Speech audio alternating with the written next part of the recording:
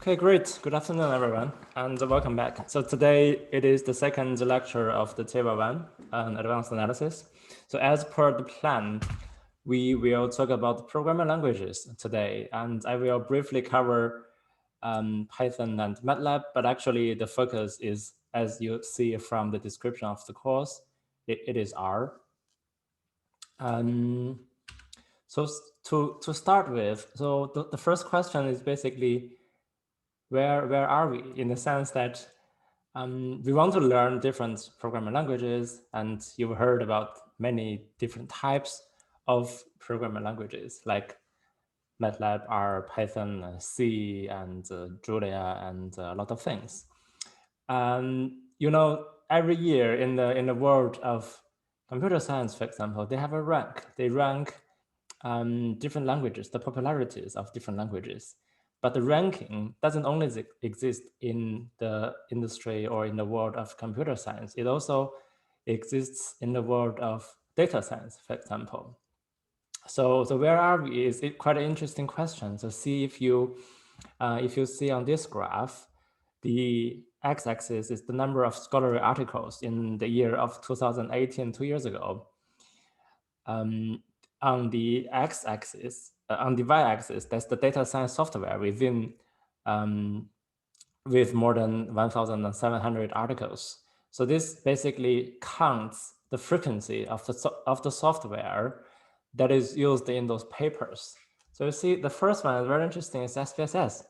So it's not so surprising, and also in the sense that we mentioned that last week, many of the universities worldwide, they are still teaching SPSS to bachelor students, and not only psychology, and also the other science, for example, linguistics, language, social science, so other fields, they also use SPSS in their own bachelor studies.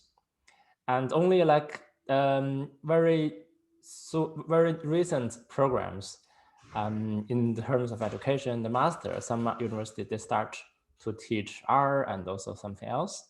So you see here, basically, the most frequent one is still SPSS. So this is where we are.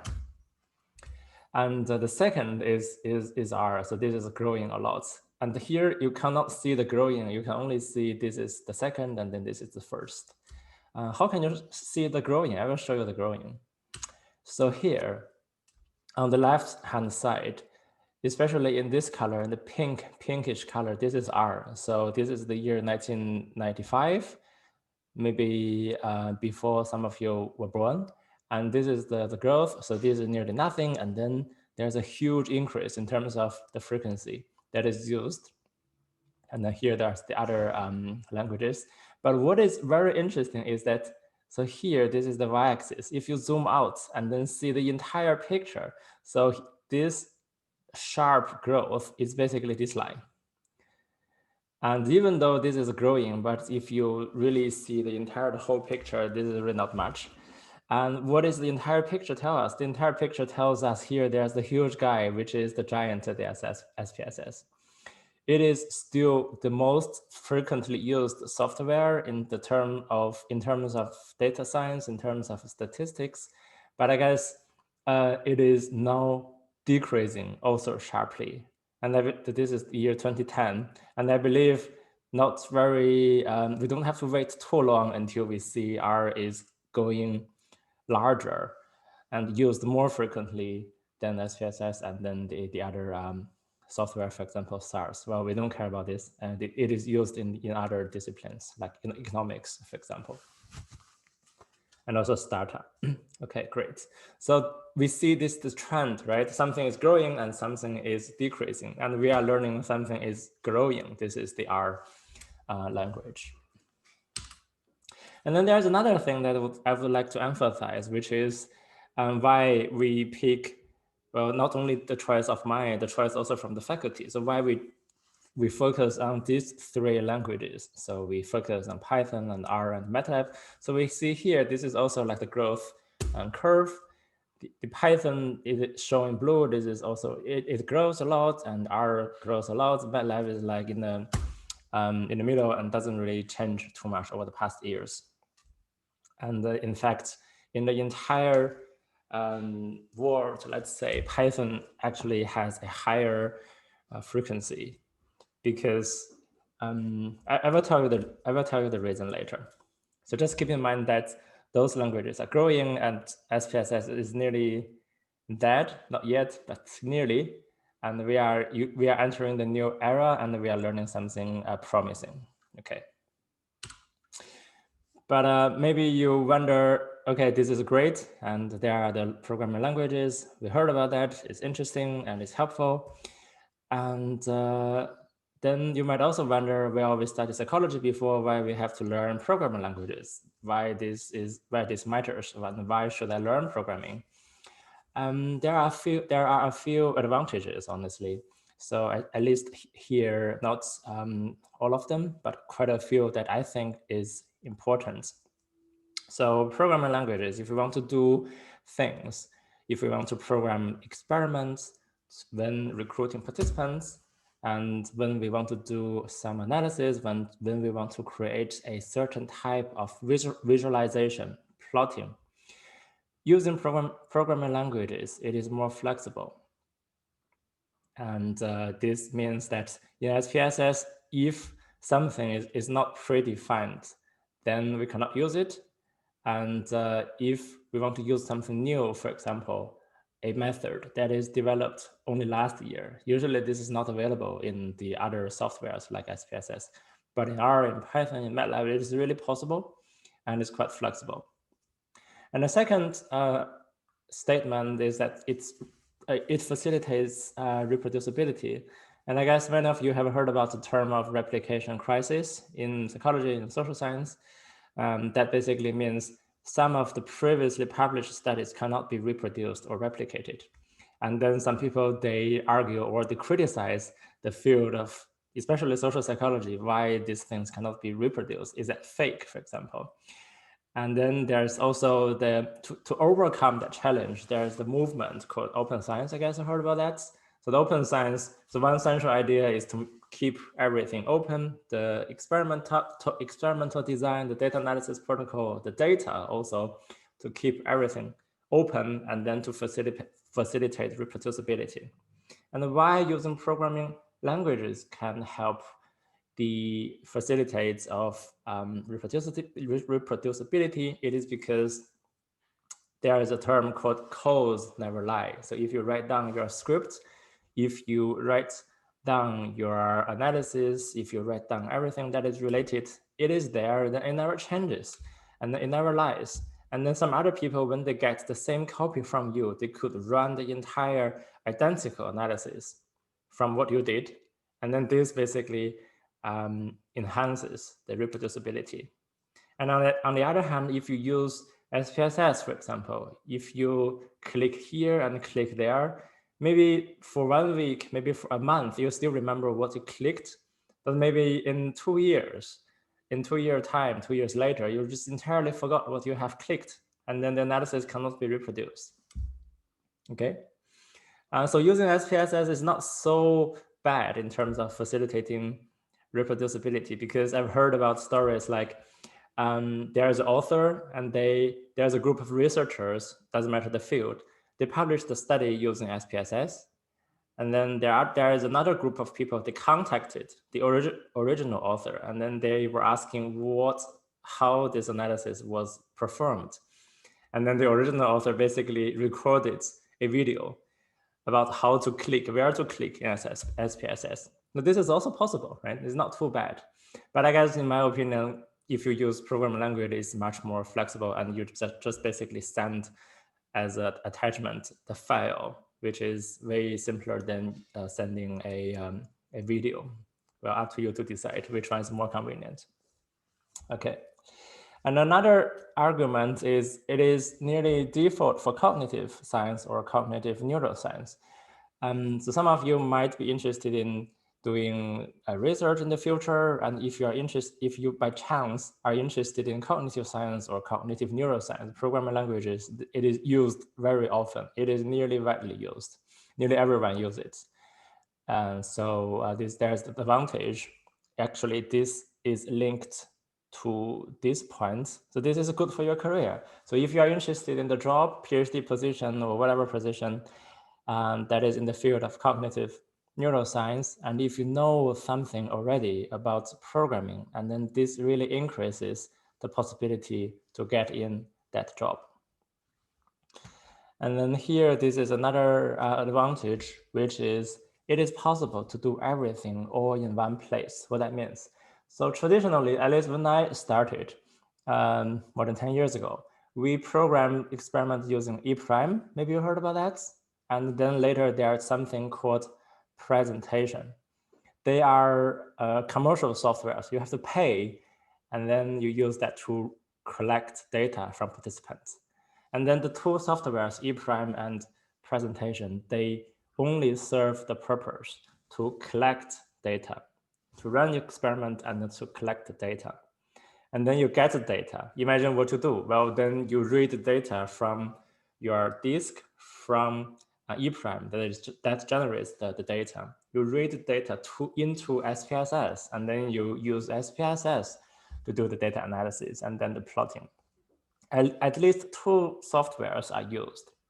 So nowadays, some people, they just like to do everything all in the same place, which is possible in Python, for example. So there is a tool called CyclePy. So it is also to program experiments, and then the data is generated as usual. And then you can analyze the data also in Python. So basically, you do not have to switch back and forth for different purposes. You collect the data in Python, you do experiments, you run the statistics in Python, you also do the plots in Python. Okay, this is also possible in MATLAB, not yet in R. Great, and then good for career, I told that already, and then the community is growing every day. This is another advantage. So I'm not really sure if there's a SPS community. So maybe if you have questions, you go to Google and you can Google direct you to the SPSS page, the website. If you have questions about R and Python and also MATLAB, if you ask questions, and then there's an entire community, and then there are people, they're really helpful and they're responsive. They basically answer questions nearly every day. And this is a good sign to say, well, this community is quite supportive.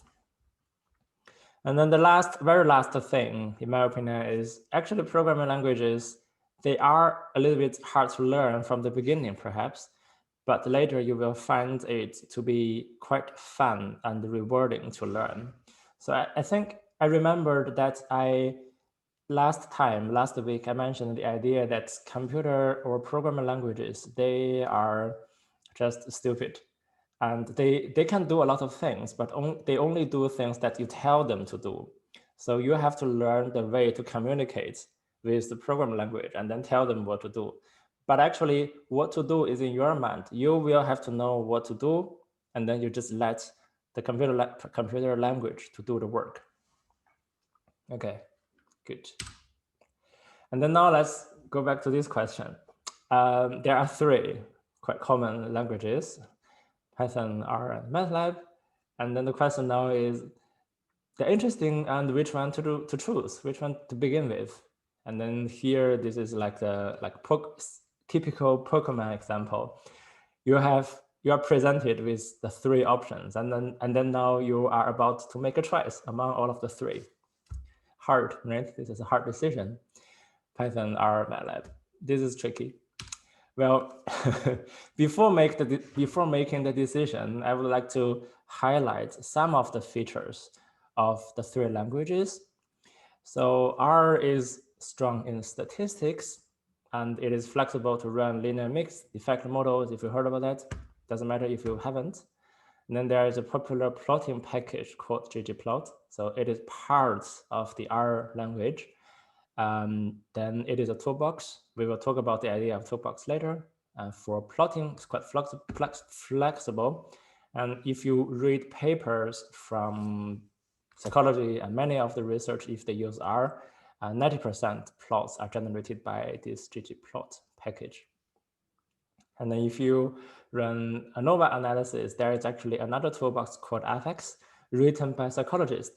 So in psychology, the analysis of ANOVA, analysis of variance, ANOVA analysis, it is used a lot more than other fields. So then there is a group of researchers, psychologists, they wrote the R toolbox, R package to run ANOVA more flexibly. This is very great. If you happen to run ANOVA in your own research, I highly recommend this package, FX, also this LME4.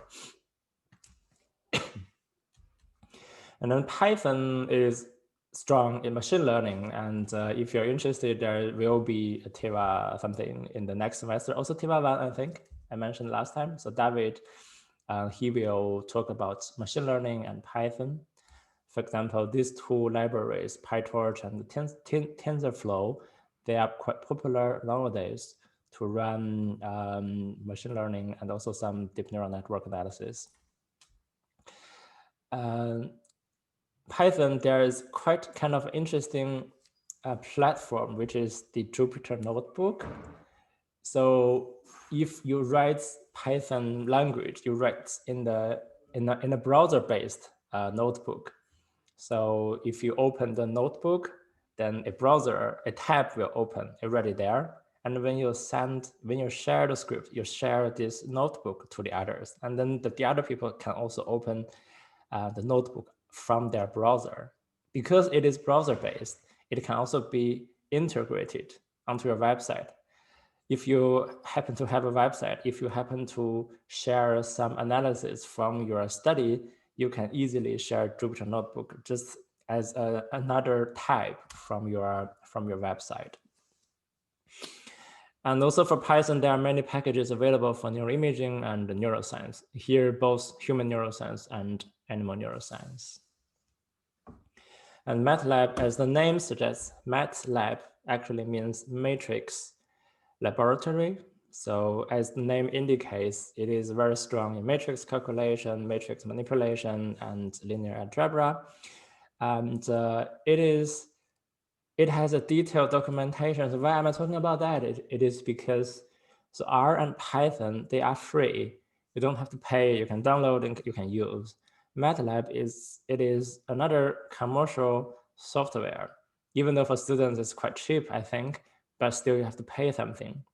Well, this is one side of the story. It is you have to pay, but another story, the other half of the story is that because you have to pay, then the people, the company, they have to provide service, right? So part of the service is to write the documentation very clear, very easy to follow. So some people, they kind of criticize the documentation of some Python libraries, some R libraries, not really well written. Well, because those people, they do it during their free time. They have their own job, and then they use their free time to maintain documentation. MATLAB is different. There are people behind the company, and then they are really get paid to write down the documentation, the help files. Documentation, what that means, if you don't know what I mean. So documentation is basically the words about the description about how to use the language. And MATLAB, the second part I want to say, it provides commonly used platform for program experiments.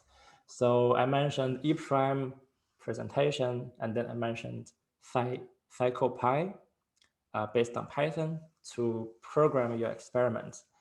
But before the era of PsychoPy, a lot of people, they use MATLAB based on a toolbox called PsycToolbox. It is very useful also for programming languages. It is still widely used. And then thirdly, in MATLAB, there are many popular toolboxes for human neuroimaging. For example, the toolbox called SPM and another one called EEG Lab. Maybe you heard about that. So if you would like to analyze brain imaging data from functional magnetic resonance imaging, fMRI data, you use this SPM. And then if you use this ERP-EEG data, if you want to analyze that, then this software is very useful and helpful.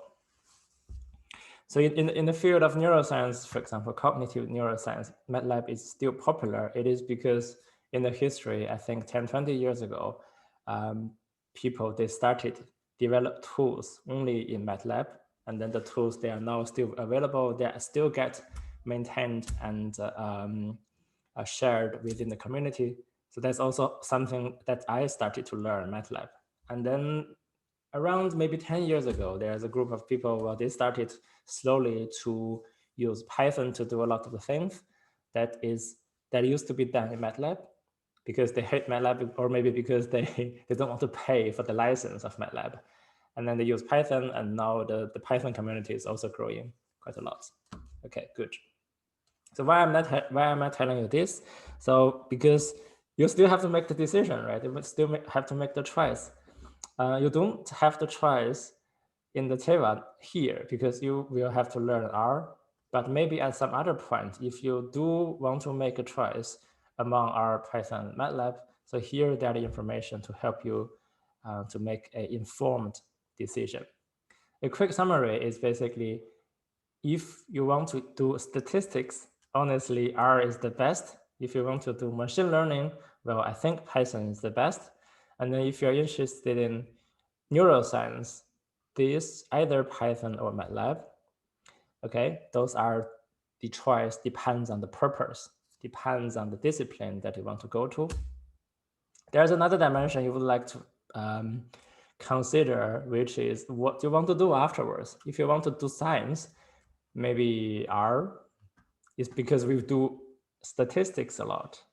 If you want to go to industry, I think there's really nothing can beat Python. So if you want to go to industry, if you want to go to data, want to become a data scientist, for example, Python is really the language to learn. And if you want to go to the direction of engineering, for some reason, even though you studied psychology, but for example, later you want to go to engineering, MATLAB is really the language that is used there. Okay, what else to consider before you make the decision? So what else to consider is honestly the place, the programming culture there in the group that you will go to. Assuming that you will stay in science, and assuming that you found a PhD position, and then there's a professor, and then there are PhD students, other colleagues. So the question you want to ask is, what do they use? Well, if they use R, if every person has really a quite decent knowledge, expertise about R, so why you learn Python? So this is really tricky, because if everyone knows and uses R in their research, if you use Python, then if you have questions, you can't get help. And also you cannot get the advantage of the other people's expertise and knowledge about R. And the other way around is, if you go to a group, all of the people, they use Python, but you not use R, then there is a mismatch. You might have some problems. Okay, so there are things to consider. What you want to do, and what the group uses, and also the career path that you want to take. So those are the considerations outside of the TEWA. Okay, in the TEWA, we use R, and outside TEWA, there's the consideration. Perfect. Are there any questions up to this point?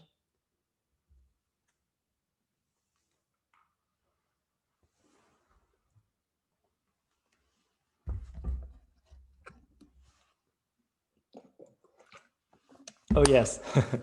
Yeah, I said to learn all. So in the typical Pokemon setup, it's only at the very beginning, you have to make a choice among 3 or many of the balls. But later in the career, you can have all the Pokemons, right? So here you are in the beginning of your career, and you might have to pick a language to start with. But later on, you can really master all of them if you're interested in. So personally, I think I'm good at R and MATLAB. Python, I'm still a beginner. Maybe I will learn it also soon. Are there any other questions?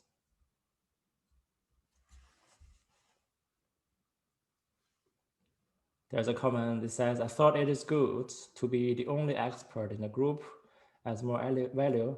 Yes, I agree. So if the group uses R, and you are expert in Python, that's really great. Yeah, but it takes time to become an expert, I guess. This is the question. So let's say the entire group uses R, and for you, it makes better sense to also learn R, and at the same time, you gradually become a Python person, maybe just on your free time. And then you become an expert, and then the other people, if they want to learn Python, they come to you. This really is very helpful and valuable. Yeah.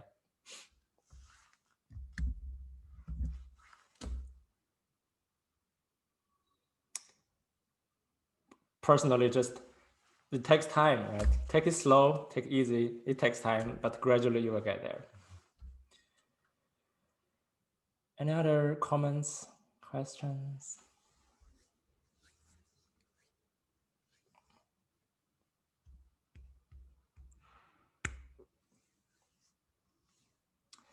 And again, so one more time, why am I talking about the three languages? It is because they are useful, but it's also because the courses here at the University of Vienna, the Faculty of Psychology, there are courses that focus on Python, focus on MATLAB. And then here is only a brief introduction about what they are, what they can do, not even about what they can do, just what they are, how they are called, right? Python, R, MATLAB. So this semester, for example, there is a seminar, I think they teach PsychoPy to program experiments, and R, of course, you told me. And then the other TEWA 2, it's SPM, so this one, doing imaging data analysis. So you see that we use different languages, and it's better to have an overview of all of them.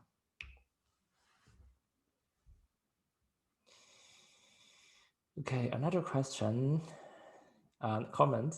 You really should stop teaching SPSS. Yeah, I agree, but you have to tell the professors. Good. Other questions, comments? Last semester, there was a seminar on PsychoPy. Yeah, that's good. Perfect. The interface, just one more comment. So if you know E prime, how it works is like block based. Say if you want to have a fixation point and then some duration and then some button price, it's like there is a chain of time, and then you add some blocks, modules on the timeline. PsychoPy is basically the same. And then you also use the interface to build. It's like constructing buildings. So there's a timeline, you just add elements on top of the timeline to implement your experiments. Okay, good.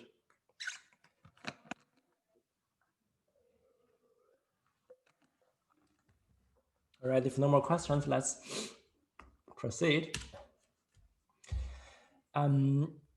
Regardless of the types of programming languages, nearly for every programming language, the core, the function, the central part, it is the function, something called the function.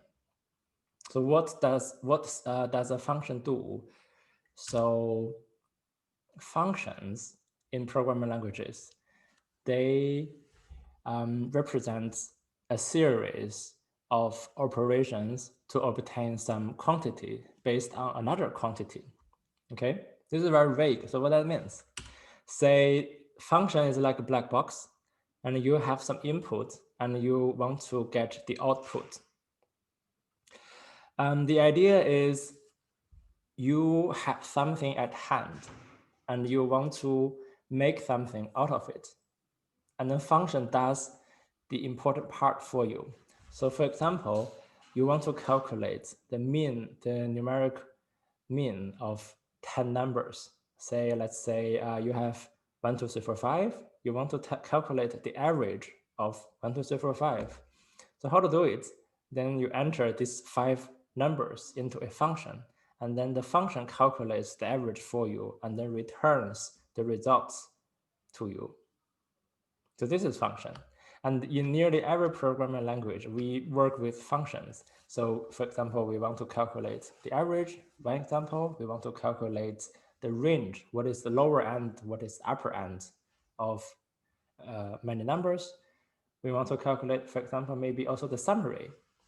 And why we care about that? Because this is something we do during statistical analysis. Say, for example, we have a group of 20 people in the class, and then there is one exam at the very end. So each person, they have a score, and we are basically interested in the average, right? And we are also interested in which is the top score, which is the lowest score, and what is also the variance, the standard deviation of those scores of 20 people. And you can also do this by hand, but maybe you don't want to do that. So then you use those 20 grades, 20 scores of the 20 people, enter that into the corresponding functions. Then you get the mean, the variance, and then the range of the numbers. Okay, so those are the functions. And we will see functions a lot during our seminar, so I don't really give you any example here, specific example. We will see it later gradually. Okay, great.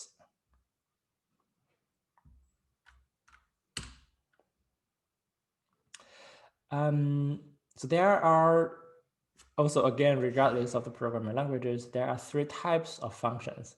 So if you install R, if you install Python, there are already many functions that can be used. So they are called built-in functions. So they stay there. They stay there along with the installation of the software. And then there are external functions. So those are packages. Packages are functions written by the community. As I mentioned, there's a huge community. Say, for example, there is the neuroscience community. They are interested in doing a certain type of analysis. And then after writing their functions, they think it's valuable to share to other people in the community. They write a package. So then you can also use the functions written by those people. Then there's also the user-defined functions. If you think the built-in functions are not okay for solving your problem, the external packages are not very useful for you, so then you can write your own functions to solve the problem. Okay, cool.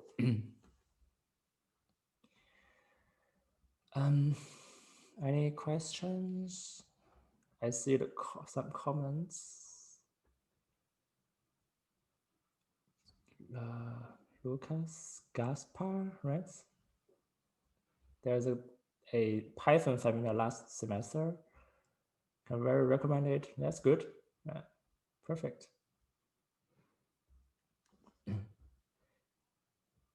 There's another comment. You're struggling with writing your own function.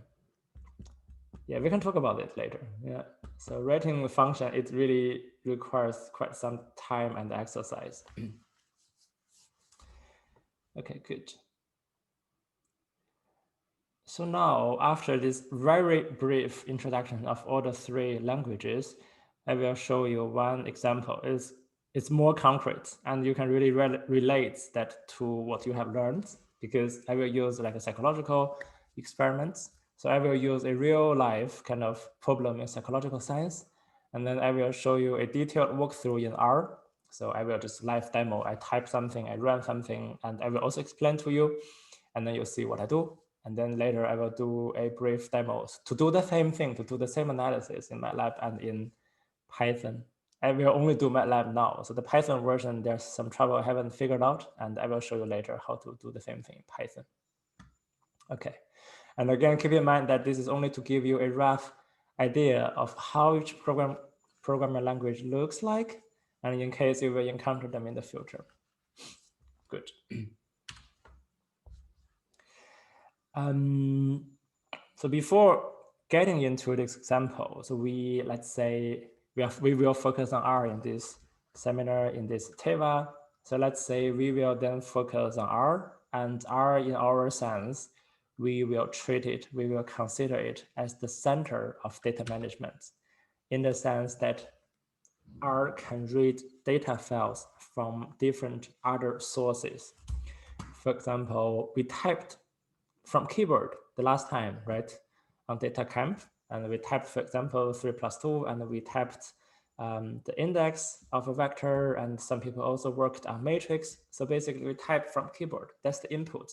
And then the data can be entered from keyboard into the R environment.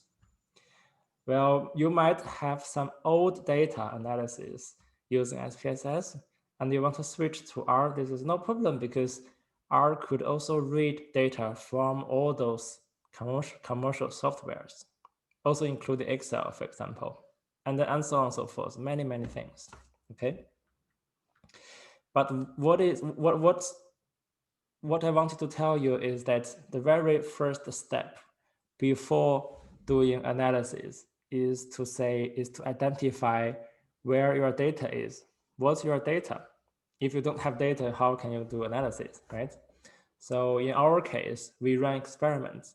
We collect data from human participants, and then those are the data we want to analyze. So this is example I will show you. A little bit background about this example is I will give you one example about associative learning, like traditional or classic Pavlovian conditioning.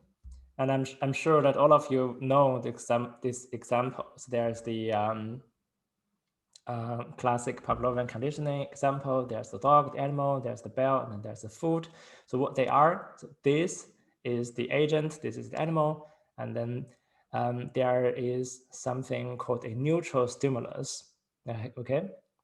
And before the training, before the conditioning, if we say, if you ring the bell, and then the dog usually doesn't have too much response to the bell, except that there's some sound, maybe something interesting, but usually it's not so interesting.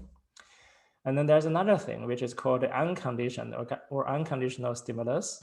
And dogs or animals, they're generally interested in food because food is important for survival. And if you are hungry, you need to eat, and then you're okay. Good. So this is the setup. And then what is the training? So the training is that, so the researchers, they associate the sound of the bell and the food together. So whenever there's a sound, it follows by food, and then the animal learns about this association. So this is also why it is called associative learning. So the agent is trying to associate a neutral stimulus with the unconditioned stimulus. And then there's the testing phase. So after the training, the animal established the association between the bell and the food. And then later on, when the researcher only rings the bell, the dog will also have the response they used to give to food only. Okay, so this is the idea, classic conditioning. And what we can do now is to change that a little bit. So for example, now we not only have one sound, we have two different sounds. One is from bell, another one is from the drum. They're different, right? They're different. And before conditioning or before training, both of them, they are neutral stimulus to the animal. It doesn't mean too much to the animal, just the sound. And then there's the conditioning or the training phase. So how we can train the animal. So the idea is that each of the two stimulus, they are associated with the food item, but with a different probability. So for example, if I show the sound of the drum 10 times, only 7 times it will be followed by the food item. And then in the other case, there's the bell. If I show the bell sound 10 times, only 3 times on average, it will be followed by the food item, okay? So what you can tell is that this is more related to food. This is less related to the food, okay? So how to test this one in the test phase? So in the test phase is that, well, I show 2 sounds to the animal and then to see how the animal will respond differently to these 2 sound stimulus. So maybe the animal will respond more to the drum than the bell because the drum is related more often to the food, okay? And why am I telling you this? It is because this idea can be tested also in human. And then this is the example I will show you. So assuming that we do not use the sound stimulus, we use something like visual. So also in the first stage, so let me briefly summarize here. Preconditioning, I show neutral stimulus, and then later this neutral stimulus will be associated with reward, in this case, food reward. And then in the testing phase, we ask the animal to make a choice, for example, or to see how they respond differently to these two stimuli, okay? Neutral, then the reward, and then the testing to see if they learn. So this is the idea. And this idea translating to a laboratory experiment with human, we can do the same. So neutral stimuli, in this case, two colors, blue and yellow. And each of them, they are also related to a reward. For example, 70% blue, 30% yellow, 80-20, 70-30, doesn't matter. So the same thing. One is more rewarding than the other. And we show this to human participants, and then they don't know at the beginning because these are neutral stimuli. From learning, they will see which one is more rewarding, which one is not. Okay, they see the two choices, they make a choice, and then they get the reward, and gradually they will find out which one is more rewarding, which one is not. Any questions here regarding the task? So because this is quite important to understand, and feel free if anything is unclear. So there is indeed a difference between these two examples, between the animal example and the human example. So here in this animal example, this is like the Pavlovian learning. So the animal doesn't have to do anything. So they're just passively receiving the stimuli, and then to see how they are related to food. So here, this is more like the instrumental part. You have to make a choice. You have to make an action to see what it brings to you. And then there's the reward, okay? Blue and yellow, I make a choice. I see if I get money or not. And then I will repeat the choice if I get a reward, maybe. And then if I do not get a reward, I perhaps will choose the other option, okay? So this is the idea. And how we want to analyze the data. Suppose that this is the experiment. Suppose that we recruit 10 participants and we will have the data. What data do we have? So imagine if you are the experimenter and you run the task in the lab and you collect data. And then for each experimental run, there will be a data file generated. So you can now imagine, think about it, what data you will have from this experiment. Okay, just 5 seconds. You can also type in the chat. So what's the data you get from this experiment?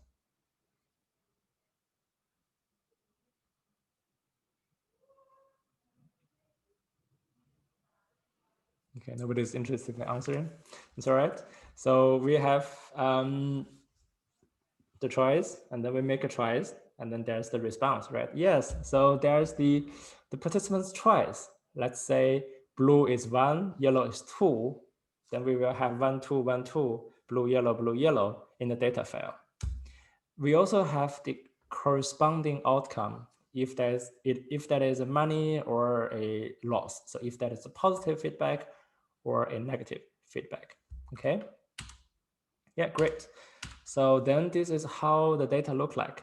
For example, we have 5 columns. First one, subject number, trial number, choice, outcome. Okay, and then the correct, I will explain later. For example, the first subject, the entire column, it is 1, right? Because this is the data from the first person. And then trial ID, 1, 2, 3, until 80. There are 80 trials. So then third one is choice, 1, 2, 1, 2, 1 for blue, the other one for yellow. And then the outcome, -1 for loss and +1 for a win. So positive money or a negative money. And then correct means which of the two options is more rewarding. So for example, here in this case, choosing blue is more rewarding in the beginning, and then choosing yellow is more rewarding in the second phase. Suppose this is a reversal learning task, but don't worry about that. We will not focus on this too much, okay? Say we have 10 people, we have 80 trials per person, and then after the experiment, we will have a folder containing all of the data. So we have the data folder from the first person, second until 10th, and each of them, the data look like this, more or less. And they are stored in the path. So what do we want to do if you want to do the analysis? If we are, for example, doing this as a master thesis, what's the first step? The first step is to read this text file into R, right? And then you can do the analysis. Okay, perfect. So to import data, we want to import the text data into the R environment. And then later we do analysis using those data, okay? So I will briefly show you these things. So let's say here we define this directory. The other day we ran this analysis. We ran the example on data camp. We say x maybe equals 3. We then assign a number called 3 to a variable x. Here the idea is the same. We assign the path, the entire directory, to a variable called data there for data directory. And then we use a function table to read the text file into R. And then if we want to see how the imported data look like, you can use a function to see the first few lines. So head of the data means I want to see the first a few entries of the data, the head of the data. So here we have, again, the structure, subject ID, child ID, choice, outcome, and correct. What is interesting is there's a missing. So this is really a common scenario where the participants did not give their response within the designated time window. If we say we give participant 3 seconds to give a response, but within the 3 seconds, the participant didn't give a response, this is a missing, right? So when we want to do the analysis, we cannot consider the missing trail. This cannot be used. So what we usually do is to discard the entire line. So this entire line doesn't make sense anymore, even though there's the outcome, because this can be just automatically or randomly generated. This entire line is not really useful. So we will take this out. So how to do this? Here, this part is fine. I will skip. So this is again the data. And then here, this is to show how to index the data. We want to get rid of the entire line. So what we do is to run a command. The command is a function. Again, the function takes input and returns output. Here, complete.cases is to say which of the lines are complete. If this is missing, then this line is not complete. Otherwise, all of the lines are complete, okay? And then I will only take those complete lines to consider. And then this is to say I will only take the complete lines for my analysis. Okay, good. I will show you in R later to run this. Here, just follow me. I will do it slowly and bear with me to see what's going on. There's a comment, sorry. What is the difference between left arrow and equal sign? Nearly the same. You can consider they are the same. You can use it interchangeably. There's a tiny difference, but it doesn't really matter too much.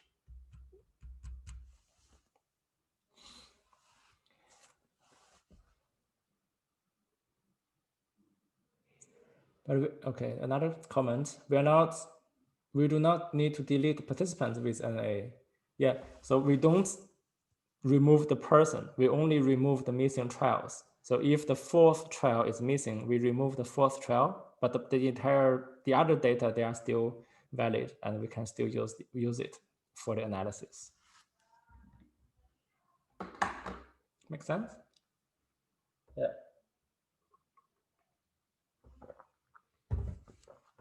There are, for example, criteria.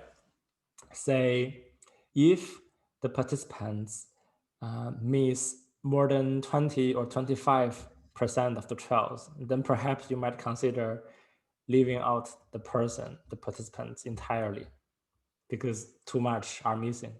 If maybe only 5% 7%, 2% is fine to only remove the missing trails and then to use the remaining data for your analysis. Yeah, there's a question about DIM. It's for dimension. I will show you later how that means, what that means.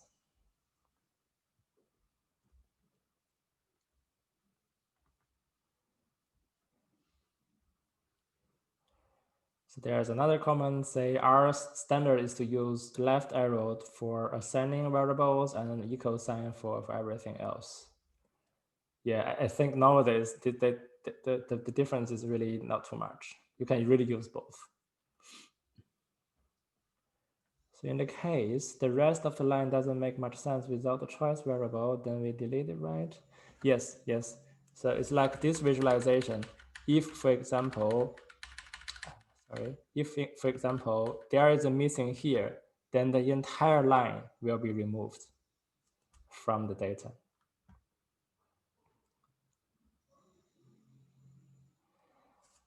There's another comment. Is there a general rule when to use single quotes and when to use double quotes?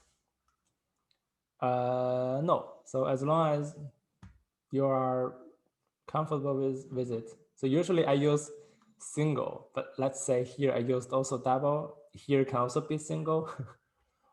Yeah, doesn't matter. So if you only have one line of text, either single or double, they're the same. What can be different is that if you want to have single within double or double within single, that can be tricky. So actually in the exercise, we will see the difference. Single to type is easier, right? So you don't have to hold the shift button on the keyboard.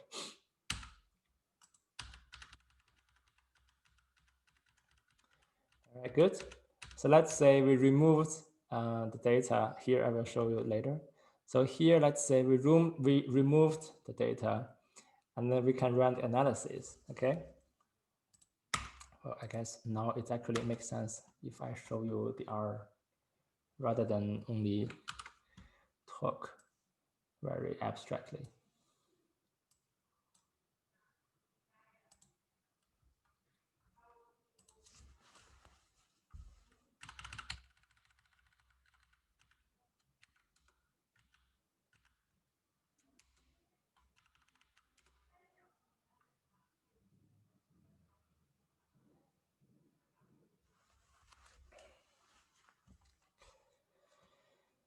Okay, good. Okay, so this is our studio. And there are the scripts. So you can see here, I guess. So one is this R underscore basics.r, and then the other one is R basics master.r. So in all the folders that you download from GitHub, you will find many of these underscore master scripts. That means those are complete and with the solutions. Those are the scripts with some missing lines that's to be completed by you. So that means there are some exercise you have to complete, and then here no solution, here with solution. Okay, so let's just go here without the solution. Say I can first answer the question of single and double quotes. So in this case, hello world is surrounded by a single quote, can also be surrounded by a double quote. And then if I want to run it, I select and then I can run it. There are two ways to run it. One is to click this run button.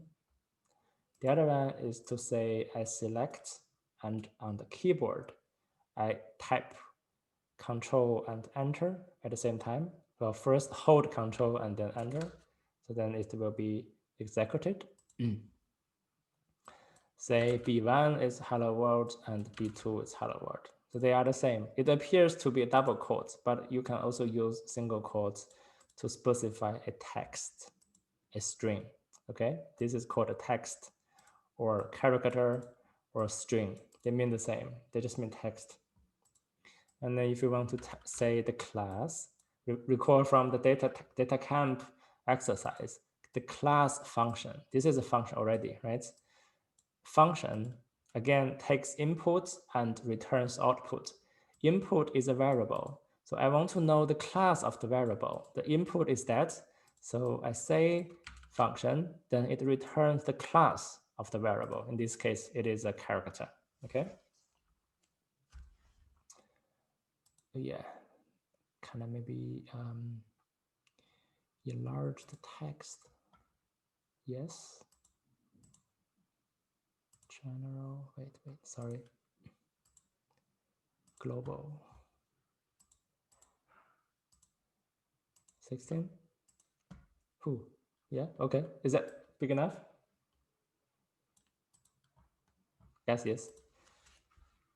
Yeah, good. Where am I? It's too big for me. Yeah, okay. So now I will show you one example. Say hello. This is hello, right? And I can use also the single quote for hello. Okay, good. But for example, if I want to use this, what that shows also is single within a double. Okay. What is double within double? So this is not possible. So this you will get some error because it considers this is an empty string. This is another empty string, and then hello is something that you haven't defined before. So you will get an error. But if you do single outside, double inside, you will get something really strange because this is an interesting sign in the R language. There's a question about what is the difference between a character and the string. It's the same. It's the same. It depends on the convention. So in R, people usually call it characters, but in Python, it's called string. In MATLAB, it's also called string. They mean the same thing.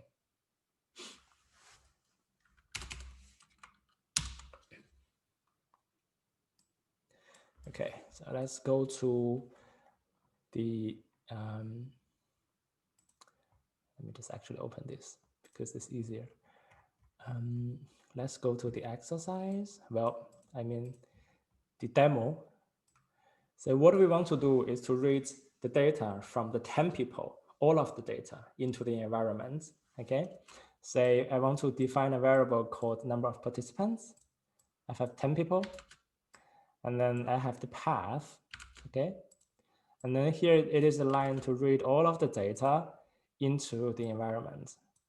And then if you see here, we can see the entire data. So subject number, trial number, choice. In this case, there is a missing that's explained, and outcome, positive, negative, and so on and so forth. And then this is also a long format in the sense that the data are stacked. So if that makes sense, I'm not sure. Well, I can try to make it intuitive. Say we have a matrix, right? This is the data from the first participants. Subject number, trial number, choice, outcome, and the correct column. So first participants, and then there can be the second, third, fourth. Okay, so one is just stacking below the other. And then later on, we will have a long matrix with the data until the 10th participants. For all of them, the first column is subject ID. The second column is the trial ID. The third column is choice. The fourth column is the outcome or the feedback. And then the fifth column is the correct response. Okay, so this is the long format. Long format. Good. I'm drawing with my mouse. It doesn't look so pretty. Sorry. Okay, good. Hope that makes sense.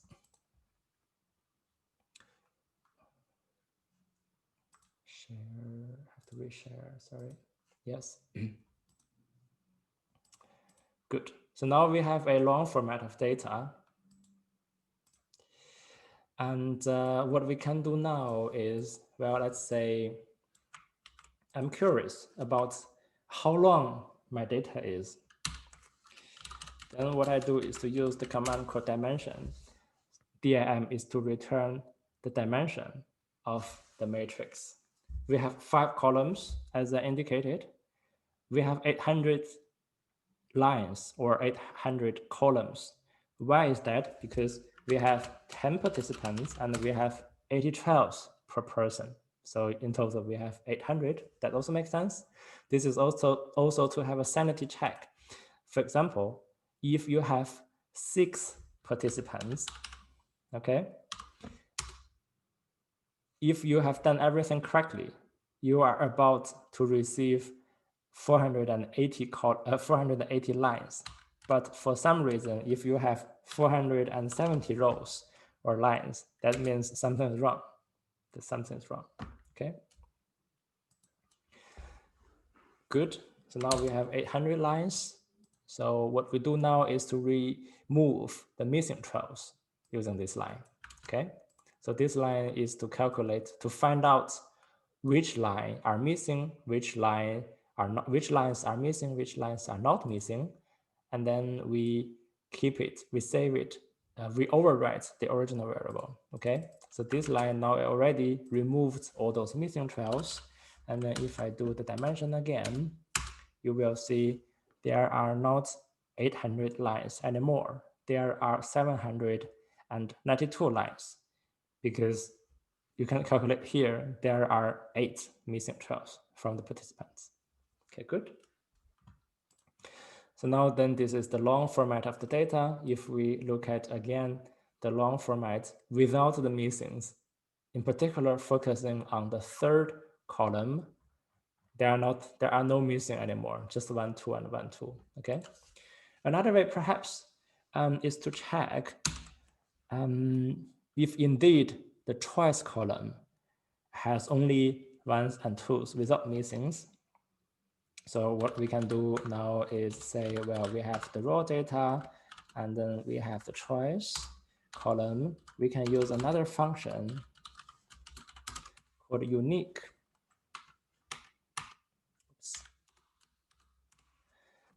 Not outcome, choice. Yeah, 1, 2, 1, 2, 1 and 2. Okay, I'll explain what I did here. We have a data matrix called raw data. There are many columns. Each column, they have a name. For example, if I only want to see the column with the name of choice, so then I use a $sign to assign to get into that particular column. Okay. Unique means regardless of the repetition, I only want to see the unique numerical values of this variable. Because I assume there will be 1, 2, 1, 2, no missings, then unique is to check if it is indeed the case. Okay, good.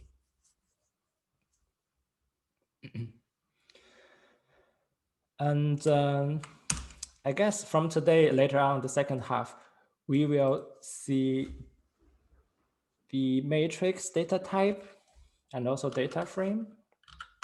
The data frame is something new. I mentioned here, so it's also in the drawing. I say this is a log matrix. And what is a matrix? You might have no idea, but later in the second half, we will find out. And also called the raw data a matrix. But in fact, is it a matrix? No, because it is a data frame. So what is a data frame? This is also something that we will find out later during the second half. Okay, perfect. Some comments. Rows and lines. Yeah, row and line, they mean the same. They are the same. Column is column, vertical.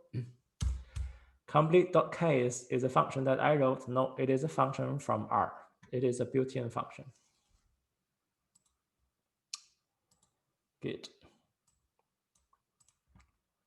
So let's go back to the example, the actual experiment.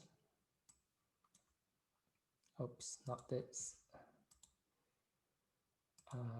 Yes, this one.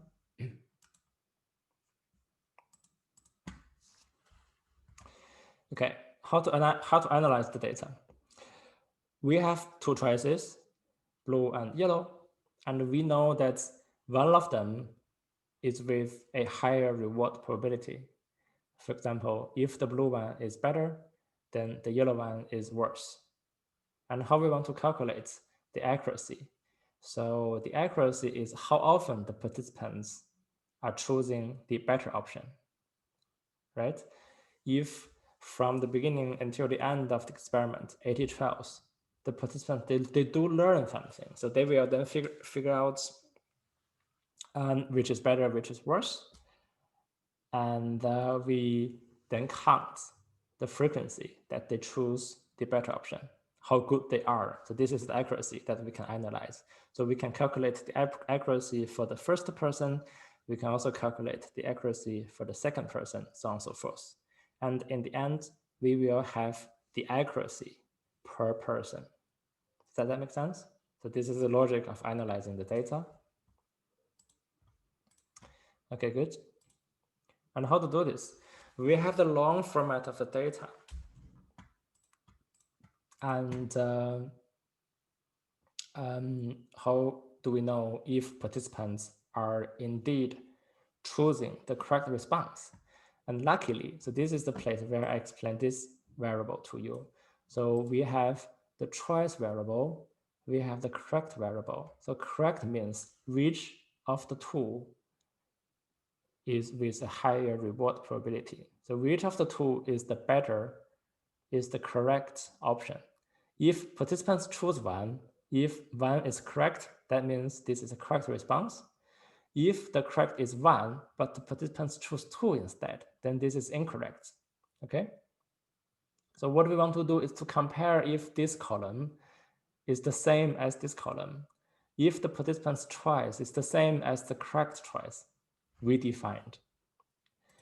So then in this place, we are simply calculating if the choice is the same as the correct. What is interesting is this double equal sign. Double equal sign means to compare if they are the same. Say if we want to know if 3 is 3, tedious, but 3 is true, because this is to compare if they are the same. Is 3 the same as 4? Obviously no, okay? So double equal sign means to say if they're the same or not. And what is unequal? Then you use another sign. So here, is 3 different from 4? The answer is yes, it is different. So is 3 different from itself? No, because they are the same. There's some logic here. So you just have to understand what is what, and then don't do it incorrectly. Okay, good. And you see here, if I use the double equal sign, the outcome are logical variables, either true or false, okay? Either true or false. And what I'm doing is to multiply the true or false with a 1.0 so that the logical variable can be converted into numeric. For example, if I say 3 equals 3, it is true. But if I want to get a 1, I could multiply that with a 1. So what is returned is a numeric number, okay?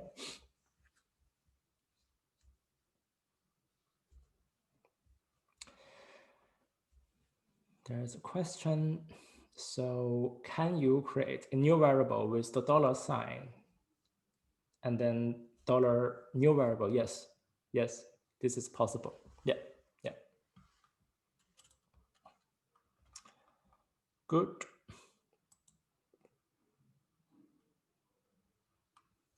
So this is what who does Niklas is asking. So originally, the raw data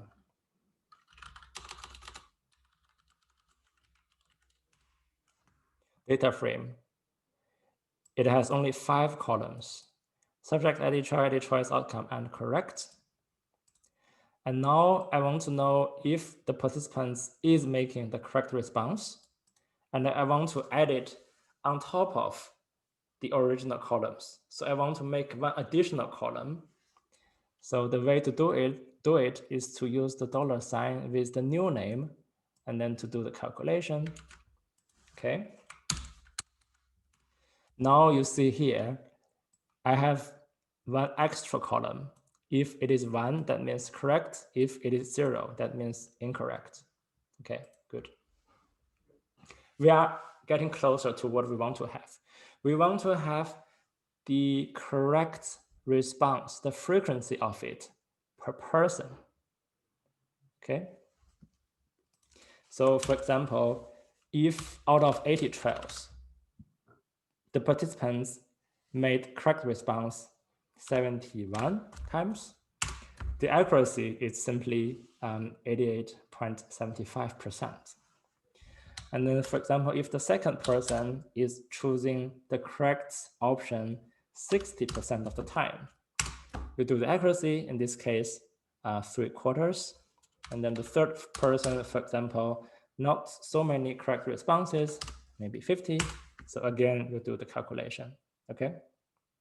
So what we want to have is 10 numbers, 10 accuracy scores per person. We have the long format. And how do we do this, right? We have the 1010. Okay, look at here. So from here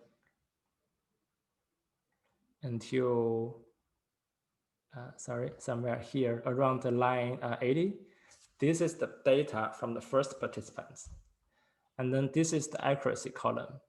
We basically sum up the number of ones and then divide it by the number of total trials. And we do this for the first person, we do it for the second person, okay? So if this idea is not so intuitive, let me try again. Maybe draw a new thing. Erase.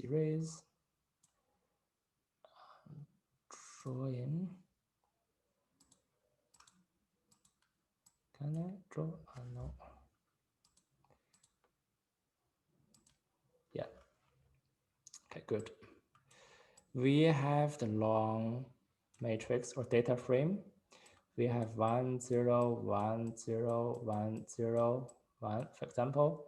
Let's say this is the data from the first participant, and then data from the second, so on and so forth. Okay. Say we have 1 2 3 4, 4 times of 1 divided by 1 2 3 4 5 6 7 7. So this is the accuracy then of the first person. For example, for the second person is 1 1 1 1 1 0 0 1 2 3 4 5 6 7, again 7, and accuracy is 6. So then this is the accuracy for the second person. So we do the same thing for until the 10th participants. Okay. So now what we are asking is how do we do this? How do we do this calculation? Yeah. Good. And luckily, because we are using R, this calculation is not so difficult because we could use a function, another function called aggregate. What do we want to aggregate? We want to aggregate the accuracy by participants because we want to calculate the accuracy per person. And what is the accuracy? The accuracy is basically the mean, the average of that column, okay? So 4/7 or 6/7 that I draw, they are the mean of the accuracy column per person. So then if we use this line, we run it, we will get 10 numbers, like those numbers. Those 10 numbers are the 10 accuracies from those 10 participants. Okay, now I'm taking some time to read the comments from you.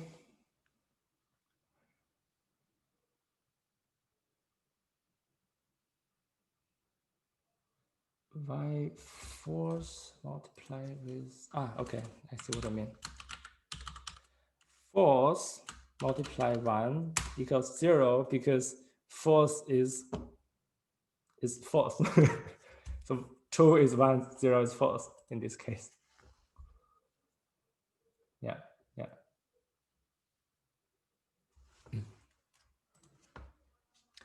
So this line, I think this is a little bit overreacting. I've explained this to you. So I've explained this to you now.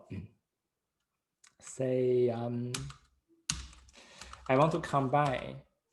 There are two things I will explain. First of all, true typo.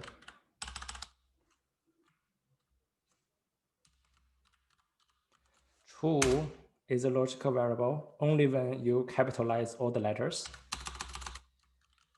False, the same, logical false. If you say true, no, it doesn't exist. So you have to capitalize all the letters. But if you do not want to write down true and false full spell, you can say capital T and capital F. They mean the same thing, okay? Okay, what I want to do now is to combine a few true and false together to become a vector that you exercised last time. So now, does that work? Small c. Yeah, so now I have a vector, a few numbers of true, false, and I want to calculate how many true are there, how many false are there. So what I want to do, what I can do is to multiply that with 1.0 and then take sum. So that means there are 5 true in total. But actually, this multiply 1.0 is not really needed because when doing sum, the sum function is converting true to 1, false to 0. So here, this can be there, can also be left out.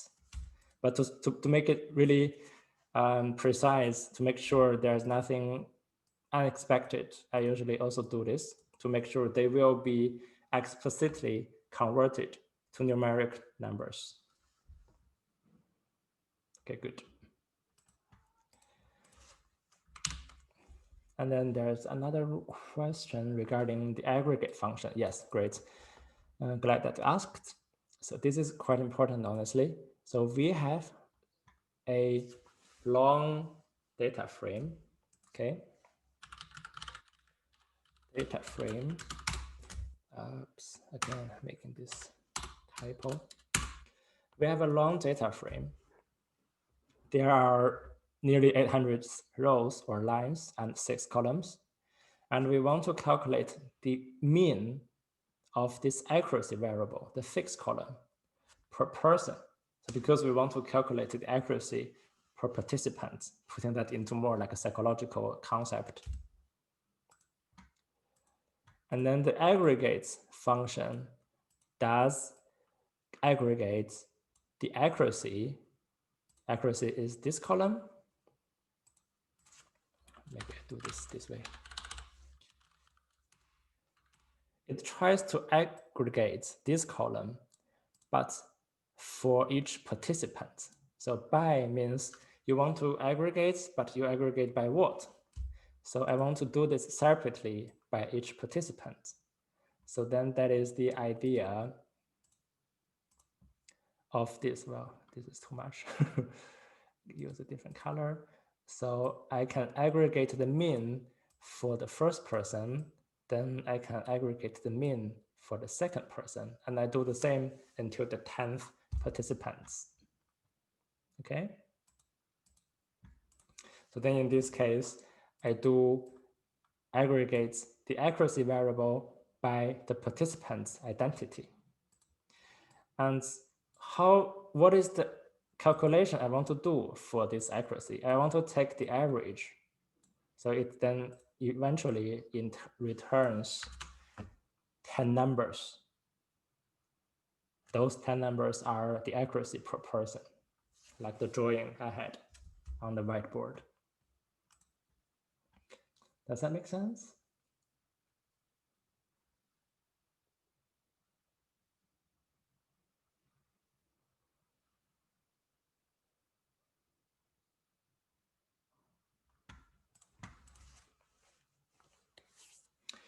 Yeah, good. So if I only run this without this comma 2 here, it returns 2 columns. But I'm only interested in the second column. So here is to get the number only from the second column.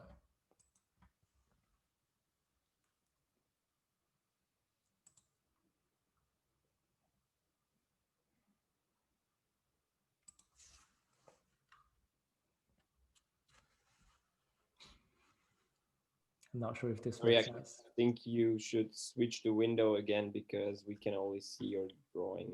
Ah, okay, sorry. This is a bit tricky. Yeah, okay. Yes, I do that again. So this entire line, so here I get 2 columns, but I'm only interested in the second column. And then this is a easier way to get only the second column, okay? And then to comment that a little bit, I might explain this part. So indexing R. So here we have a 2-dimensional kind of a matrix. 1, 1 means I want to have the first row, first column. So in Python, the indexing starts from 0. In R, it starts from 1. In MATLAB, it also starts from 1, okay? So 1.1 means I get the first row, first column. 1 comma empty 1 comma empty means I get the entire first row, And empty comma 1 means I get the entire first column, vertical. So in the other example that I showed you, if I say comma 2, that means I want only the second column, okay? And sometimes I do not want to have the entire rows or entire columns. For example, if I only want to have the first 10 rows, so then I will have the first 10 rows. This column sign is to say 1 to 10 with 1 as a separator, 1, 2, 3, 4. Here again, I want to have the first 2 columns instead of all the columns. And then here I can also have a sub part within the matrix. Say this is the entire matrix. I only want to have this part. So then I find out from this line to this line, first to maybe the 10th, and then from the first column to the second column. Then I have a small subset of the matrix. And all the cases that continue. So I want to have 1, 2, 3, 4 until the 10th row or line. Here I want to have the first and the second column. But what if I want to have something like 1, 7, 5, 1, 3, 5, 7 odd numbers, or something like this, really random? So I can use the C sign to combine. So in this case, I will have the first, third, fifth, and sixth line and second and fourth column, something like I extract those numbers and then using those numbers to formulate a new, smaller matrix. Okay, good.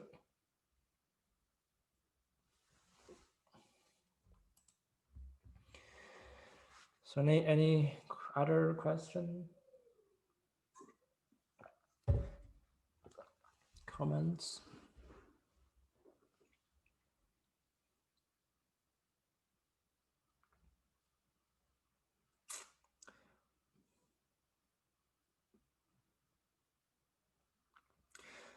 Does anyone know how I can download R basic script from GitHub to open it in R on my computer? Wait. This is GitHub. So this code green button, you can download as a zip file. But what it does is to download everything, if this is okay. But if you only want to download this folder, there is a possibility to double click this line, and then there's like a check mark, and then you can download it here. Can I do it? Accept. Yeah, and then I can only download the R basics folder. But you might just wonder, if you double click, you don't see the check mark. Yes, of course, because this is a Chrome add-on or like a plugin. You have to install this thing. So then you can selectively download folders from GitHub page. And how does the plugin called? I think it is called this git zip for GitHub. Can I do this and send the link? Yeah. This is only for Chrome. It's for Firefox, maybe also possible. I'm not sure. I think it's possible. Yeah, if you use Firefox.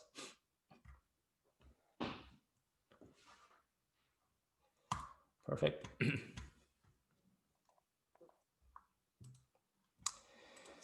Okay, let me continue briefly. So only 2 more steps until we can finish, and then we will have the break. So now that we have the accuracy, 10 numbers, right? We have 10 numbers from 10 participants. And we have the data, we have the 10 accuracy. What do we do next? We run statistics. So we want to know if the accuracy is statistically significant than chance level. Say there are only two choices, blue and yellow. If you make a choice by random, that only means, well, we will have a 50% choice. So maybe on average, 50% choose blue, 50% choose yellow, no learning. And if the participants, they indeed learn something from the experiment, so then that means they will choose better options more frequently than chance level. So what we are comparing is if the average is statistically higher than 50%. Okay, so the null hypothesis is basically the accuracy. They do not differ from 0.5. The alternative hypothesis is these average scores. They do differ from 0.5. The test in R, it is a t-test to do this kind of thing. It is a one sample t-test because we only have one sample, okay? So now these things we can skip. So this is the important part. We want to test if the accuracy is statistically different from chance level. So we run this analysis. What we see here is that R is actually very nice to remind us what the test is. We run a one sample t-test. Here are the scores we can report in the paper, for example. This is the t-value. This is the degrees of freedom. 10 minus 1 is 9. 1 degrees freedom is lost by using this t-test. This is the p-value that we will report, okay? And then that's it, I guess. So this is significance, and then we get our statistics. Perfect. And another analysis that you might also be interested in is, let's say we do not only run the experiments from the 10 participants. We also record the IQ scores per person. And we are perhaps interested in if the IQ scores are correlated with accuracy. Maybe higher IQ will result in higher accuracy, lower IQ will result in lower accuracy. So something like this, okay?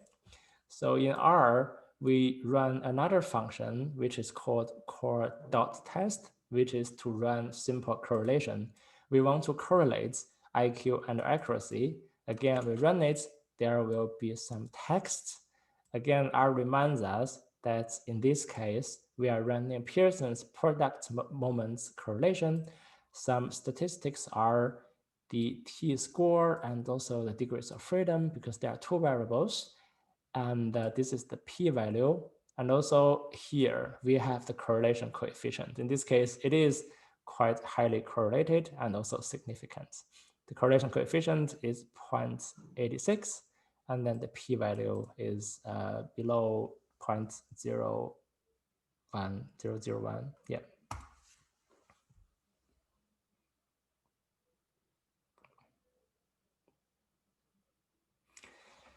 Okay, there are some details, but we can do this after the break. So now I can take some more questions. Let's see, what are there in the chat?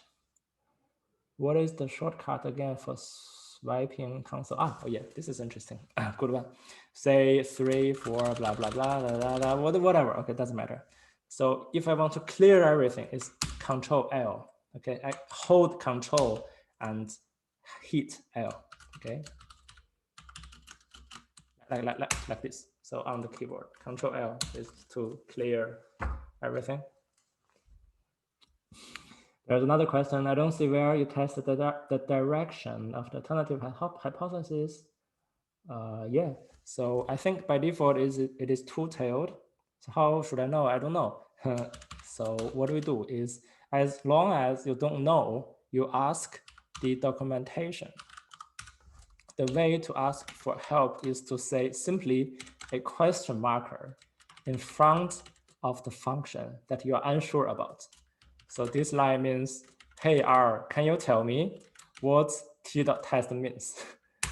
And then I hit enter. R will give some detailed explanation of how to use the function. Say, well, maybe I spent 1 more minute, and then I guarantee you'll have a 15 minutes break. We don't really take shorter breaks. Say it is to run student t-test. Description is what this does, what t-test does. Usage is t.test, and then some input, some additional input arguments. Default S3, this really doesn't matter. And then there is at least a x variable if you want to run one sample t-test. If you want to compare two samples, patients versus control, or within participants paired t-test, then you will have to have a second variable. Something to specify the alternative or the side or the tail of the test. By default, I think it is two-tailed. So the question from Katya is that by default, it is two-sided test. And if you do want to know, well, if our hypothesis, if our accuracy is actually larger than 0.5, we can do this. Greater. And we can also say two-sided.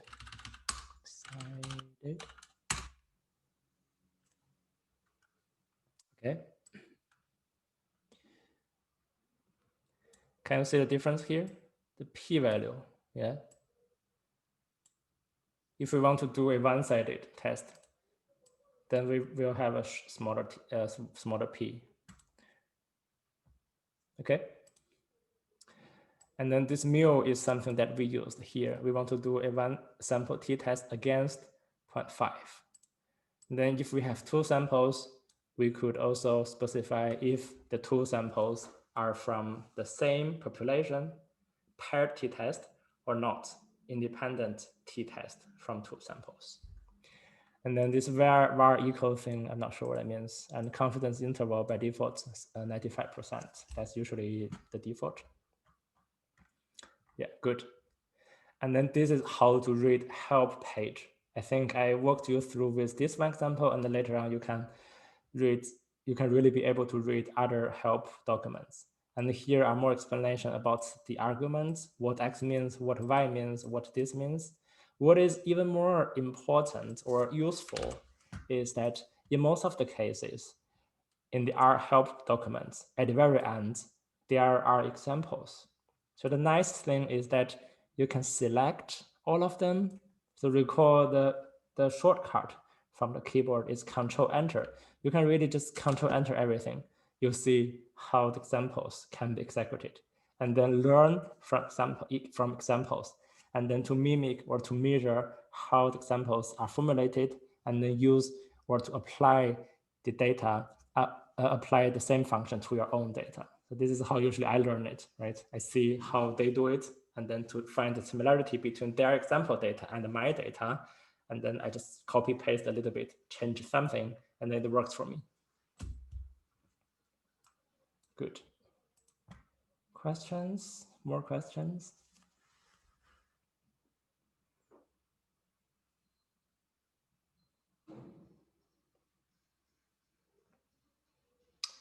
good. Well, let's have a 18 minutes break. Let's be back at 4:45. Okay. I will keep this Zoom here, so I don't close it, but you can just turn off your audio, video, anything. I will also do that, and then just come back in at 4:55. Then see you later.